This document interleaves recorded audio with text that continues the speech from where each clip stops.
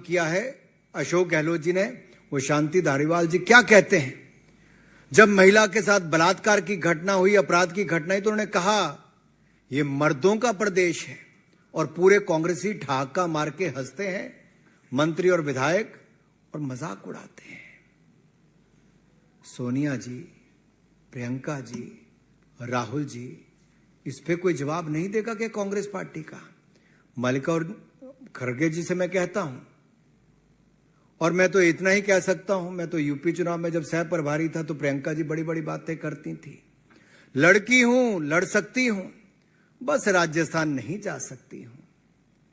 बिहार पर मुंह में दही जमा सकती हूं और बंगाल पर होंठ सिल सकती हूं। लड़की हूं, राजस्थान नहीं जा सकती हूं, और कोई महिला अपराध की आवाज उठाए तो मुख्यमंत्री अशोक गहलोत कह के उनका इस्तीफा करवा सकती हूं। लड़की हूं, लड़ सकती हूं। शांति धारीवाल ये कहे मर्दों का प्रदेश है तो ठहाके माके हंस लेना, बचाने के लिए मैं तुम्हारे लिए लड़ सकती हूं। अरे राजस्थान में आपराधिक घटनाएं महिलाओं पर कौन कौन सी हुई, जरा एक बार सोचिए तो सही।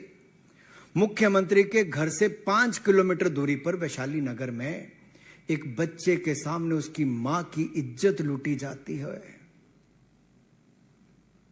उसको मरने पर मजबूर किया जाता है।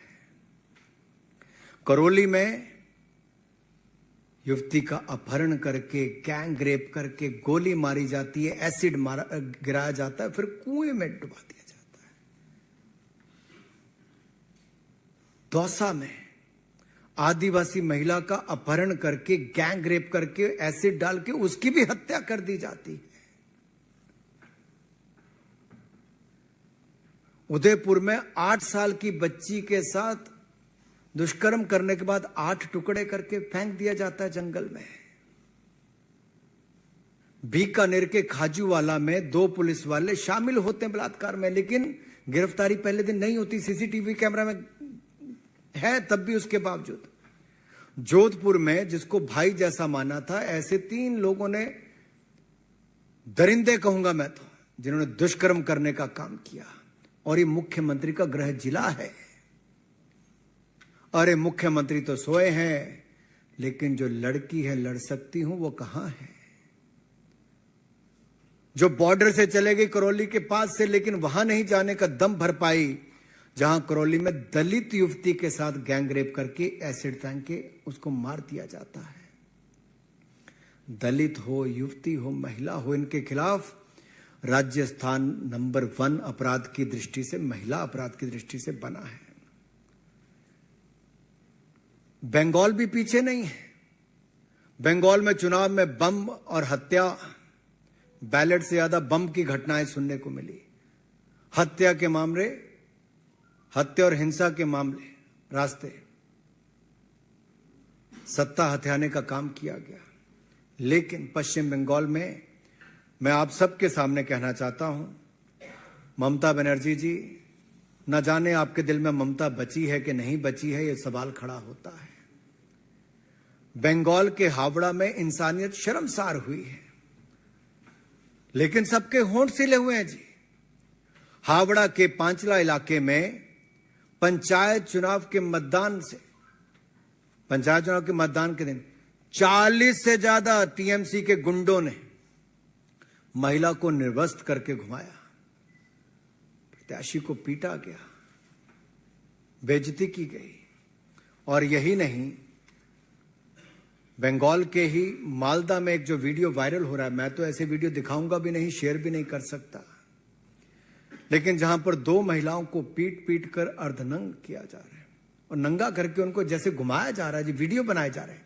कहां है ममता जी की ममता? कहां है सरकार? कहां कार्रवाई हो पा रही है? ये बंगाल से लेके, बिहार से लेके राजस्थान तक, तृणमूल हो, जेडीयू हो, आरजेडी हो, कांग्रेस हो, इनके शासित राज्यों में महिलाओं के खिलाफ अपराध की घटनाएं बढ़ रही है और सरकारें मूक दर्शक बन के बैठी हैं। ये गठबंधन की बात करते हैं, उस गठबंधन के नेताओं के ऊपर देखिए एक भी इस बात को लेकर अपनी बात नहीं कहता है। और कहां गए वो अवार्ड वापसी वाले लोग, कहां गए कैंडल मार्च वाले लोग, कहां गए फ्रीडम ऑफ स्पीच वाले लोग? क्या बंगाल, बिहार, राजस्थान में महिलाओं के साथ होती घटनाओं पर वो मूक दर्शक बन के बैठे रहेंगे? और जो मर्दों वाला प्रदेश कहकर ठहाके मारते हैं, उस पे खड़गे जी, आप क्या, पूरा गांधी परिवार भी मूक दर्शक बन के बैठा रहता है। सवाल खड़े होते हैं आपके सामने। और बिहार, बंगाल की यही नहीं, बहुत सारी घटनाएं थी। फरवरी 2020 में हल्दिया में मां बेटी के साथ सद्दाम हुसैन और मंजूर मलिक के नाम दरिंदों ने रेप करके उनको जलाकर मार दिया। पश्चिम मेदिनीपुरा में, डेबरा में टीएमसी के गुंडों ने आदिवासी महिला के साथ दुष्कर्म के बाद हत्या की।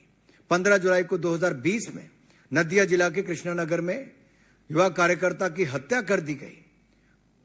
और अप्रैल 2018 में दक्षिण 24 परगना में बीजेपी की महिला कार्यकर्ता की पिटाई करके उनको भी निर्वस्त्र करके घुमाया गया।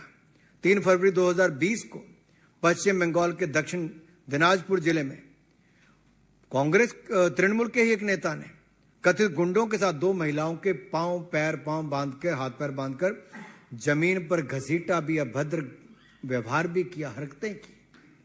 ये सब जनता के सामने है, लेकिन शायद नेशनल मीडिया के परे है। उन लोगों की आवाज जो कभी बाकी मुद्दों को लेकर आते हैं, इन घटनाओं पर चुप रहते हैं। कितनी गिनाऊं, कितनी ऐसी महिलाओं के साथ दुष्कर्म की घटनाएं जिनकी आप बीती आपको सुनाओ। मुझे तो कहते हुए भी कई बार शर्म आती है जिस तरह की घटनाएं इन राज्यों में घट रही है। लेकिन जो राज्य बंगाल कभी भारत के लिए ऐसे नेताओं के योगदान के लिए जाना जाता था, जिनका बहुत बड़ा योगदान आजादी से पहले, आजादी के बाद भी रहा, आज वो बंगाल शर्मसार हो रहा है ममता जी के राज में। अपराध, आतंक और महिला अपराध की घटनाओं को बहुत बल मिल रहा है और संरक्षण मिल रहा है।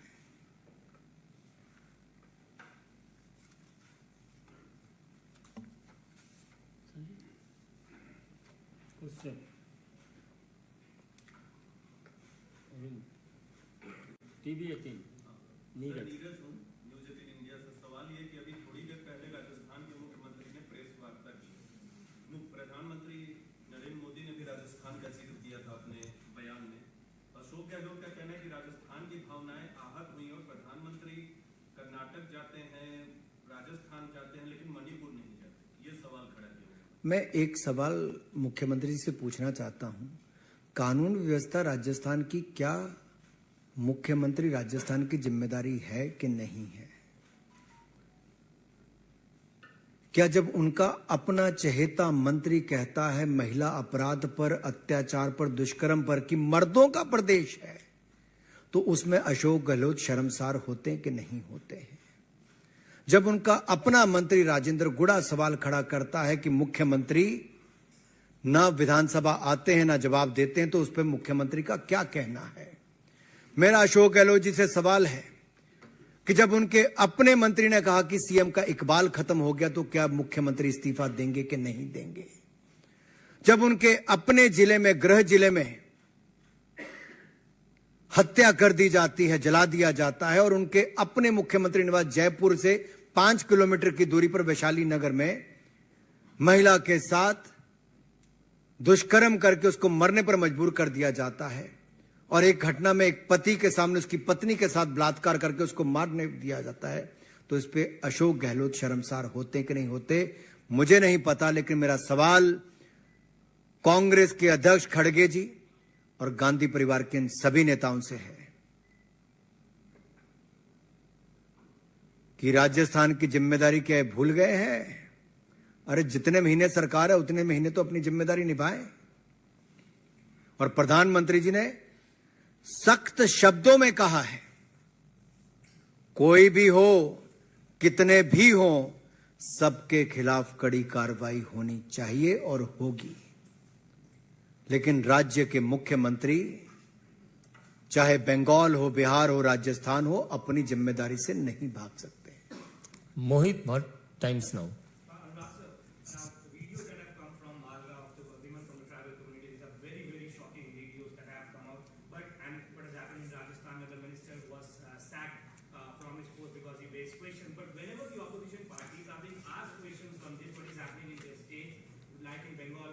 Pakistan. They say that the BJP is trying to divert the issue from the Manipur. They are not talking about Manipur, but they are completely silent on what is happening in Bengal and Pakistan. You rightly pointed out, but I would like to say here, can you differentiate between two women? For example, one incident happens in Rajasthan, one incident happened in Bengal or Bihar or Manipur. A crime against women is a crime against women. And the action must be taken as per law. And the law and order is the state subject. The state has to take the action. Why there is a delay and why they are in a denial mode to take action. Why the shelter is being given to those people who are involved in the molestation or in a rape-like incidents or any crime against women. Who is giving shelter to them? That's a big thing. And my big question to all the opposition leaders is, will they send a delegation of the opposition leaders to the states like Rajasthan, Bengal and Bihar? क्या विपक्ष के नेता एक delegation Rajasthan, Bengal और बिहार भेजेंगे वहां पर महिलाओं के खिलाफ हुए अपराध की घटनाओं पर देखने के? हमने यहां से भारतीय जनता पार्टी के राष्ट्रीय अध्यक्ष जी ने एक महिला सांसदों का डेलीगेशन पश्चिम बंगाल भेजा और मैं आपको बताना चाहता हूं जी, जब वो हमारी महिला सांसद वापस आई, हमारी नेताएं वापस आई, कितनी घबराई हुई थी और कहीं ना कहीं एक तरह से वो अपनी बातों को, अपने अनुभव को बयान करने से भी घबराहट नजर आती थी। तो अगर महिला नेता और सांसदों का बंगाल में जाकर वहां का फीडबैक लेने से इतना, तो वहां की रहने वाली महिलाओं पर क्या बीती होगी, आप बीती क्या सुनाई होगी, आप कल्पना नहीं कर सकते। कितने भय के वातावरण में पश्चिम बंगाल में महिलाएं जी रही हैं और जहां पर एक महिला मुख्यमंत्री हो जिसका नाम ममता हो लेकिन ममता ना हो, ममता दीदी क्या बना दिया बंगाल को। Devendra Parashar, India TV.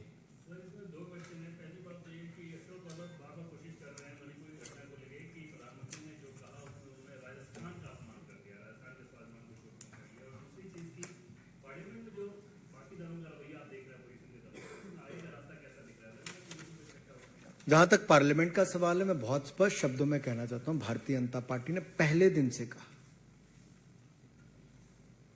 महिला अपराध की घटनाओं पर हम लोग चर्चा करने के लिए तैयार हैं, चाहे वो मणिपुर की हो, राजस्थान की हो, बिहार की हो, बंगाल की हो। और मैं एक बात आपसे कहना चाहता हूं, अगर कांग्रेस शासित 10 साल का भी मैं केवल समय लूं, 2004 से 14 का, तो उस समय तो मणिपुर में 6-6 महीने बंद रहता था जी। कांग्रेस के उस समय के गृह मंत्री कभी गए भी?